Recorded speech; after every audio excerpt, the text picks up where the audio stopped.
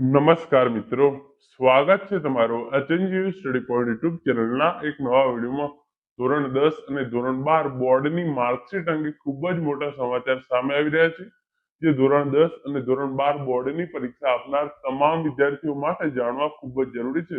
એની સંપૂર્ણ ચર્ચા આપણે આજના આ વિડીયોની અંદર કરવાના છીએ. તો સૌપ્રથમ તમે અહીંયા જોઈ શકો છો, જીએસઈબી ગુજરાત બોર્ડની માર્કશીટમાં મોટો ફેરફાર. ધોરણ 10 અને ધોરણ 12 બોર્ડની માર્કશીટ અંગે ખૂબ જ મોટા સમાચાર સામે આવી રહ્યા છે. જે પ્રમાણે સમાચાર મળી રહ્યા છે તમે અહીં જોઈ શકો છો, ગુજરાત બોર્ડની વર્ષોથી જૂની માર્કશીટનું ફોર્મેટ બદલાશે. હવે 2027 થી ધોરણ 10 અને ધોરણ 12 ના લાખો વિદ્યાર્થીઓને બારકોડ સાથે જે છે એ માર્કશીટ આપવામાં આવશે.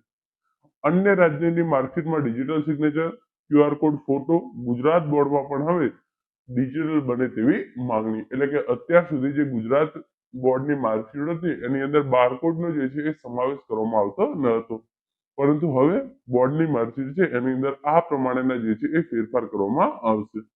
ગુજરાત બોર્ડની માર્કશીટમાં 21 વર્ષ બાદ ફેરફાર. વર્ષ 2027 થી માર્કશીટની અંદર બારકોડ આપવામાં આવશે. બારકોડ સ્કેન કરીને તમે માર્કશીટ જે છે એ જોઈ શકશો. ડોક્યુમેન્ટ વેરિફિકેશન અને ડિજિટલ કોપી જે છે એ સરળ બનશે. અન્ય રાજ્યોની જેમ ગુજરાતમાં પણ હવે જે છે એ આ આધુનિક સુવિધા આપવામાં આવી છે. ધોરણ 10 અને ધોરણ 12 ની માર્કશીટ જે છે હવે ડિજિટલ બની જશે.